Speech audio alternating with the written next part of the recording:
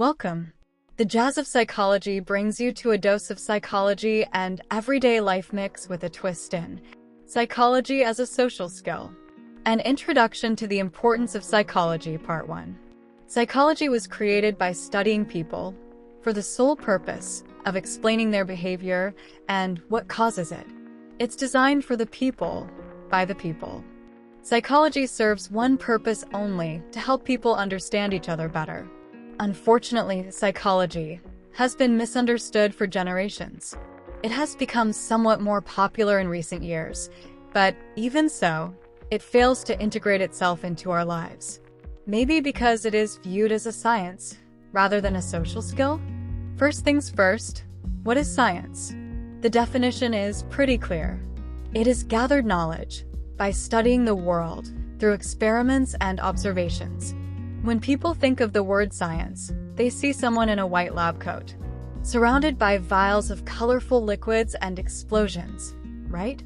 Probably so. That's the standard-ish image. Psychology does fall under the scientific umbrella, because it does gather knowledge based on observations and experiments. So, it doesn't seem unreasonable to think of psychology as a science. But that is exactly the main issue. Science sounds like something to be carefully studied. So, when thinking of psychology as a science, it does sound like something more difficult than it really is. Of course, there is such a thing called popular psychology, which can be an article in a magazine or a blog post. YouTube is filled with videos on psychology as well. The idea behind it is to simplify the understanding of psychology by making it fun, hip, and interesting. The problem with that, it kinda downgrades the understanding of psychology. People become skeptical of its validity, and an eye roll usually follows that. But what if we were to employ psychology in our everyday lives as a social skill? Now, the definition for social skills is relatively vague, but for the sake of the argument, think of things like taking out the trash or doing the dishes as a social skill. Those things are fairly easy to do, right? Exactly the point here. If we were to take psychology and turn it into that type of a social skill, then it wouldn't seem so difficult now, would it? Some of you might want to ask, why would you do that? What's the purpose here? Elementary, the purpose here is to make psychology into something simple and accessible that can help people build better relationships with one another by understanding each other better. After all, that is the essence of psychology. Isn't it because of misunderstandings and miscommunication that most of our daily problems stem from? The trick here is not to diminish the value of psychology, but rather to make it more user-friendly. By doing so, people would be able to implement psychology easier into their lives and benefit from it, without having to undergo years of studies. To be honest, psychology is not as difficult to figure out as some people might think. It's enough to apply basic principles of it to achieve satisfying results. No need for tricks and hacks. Everything falls down to wanting to put in the effort to understand. Once people can understand something, they are able to explain it better too, causing a ripple effect. Not convinced yet? Wait for it. Now then, every action, the present, has a reason, the past. And every action, the present, has a reaction, the future. Psychology helps to identify those factors. It helps to understand the action, the present, by locating and analyzing the reason, the past. And based on that information, it determines the outcome, which is the reaction, the future.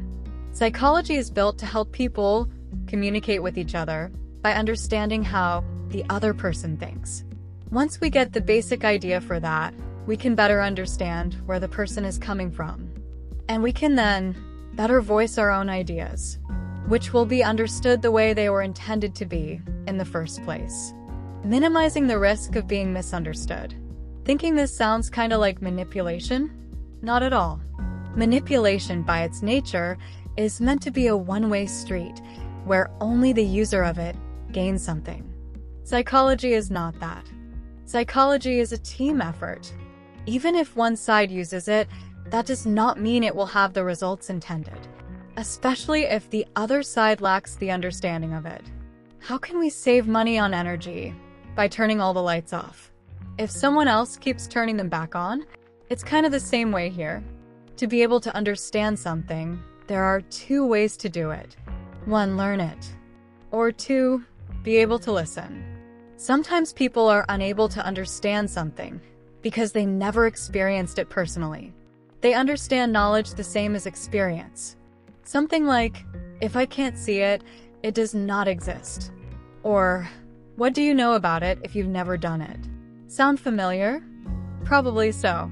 See, the beauty of psychology is that it does not require to live through something to be able to understand it. Through observation and analysis alone, psychology is able to listen and understand what kind of people are capable of it and which are not. Why is that, and how to tell them apart? Can be found in the post, The Ugly Side of Psychology. What nobody said that psychology is all roses and rainbows. As brilliant as it does have its cons too. The purpose of this vlog is to keep things real. Addressing the dark side of the moon is part of it. Curious? This is only the beginning. You'll be able to see the power of psychology with each new post. You have reached the end of the post. Thank you for listening. Stay tuned for more and remember, mental health is important too. Take care.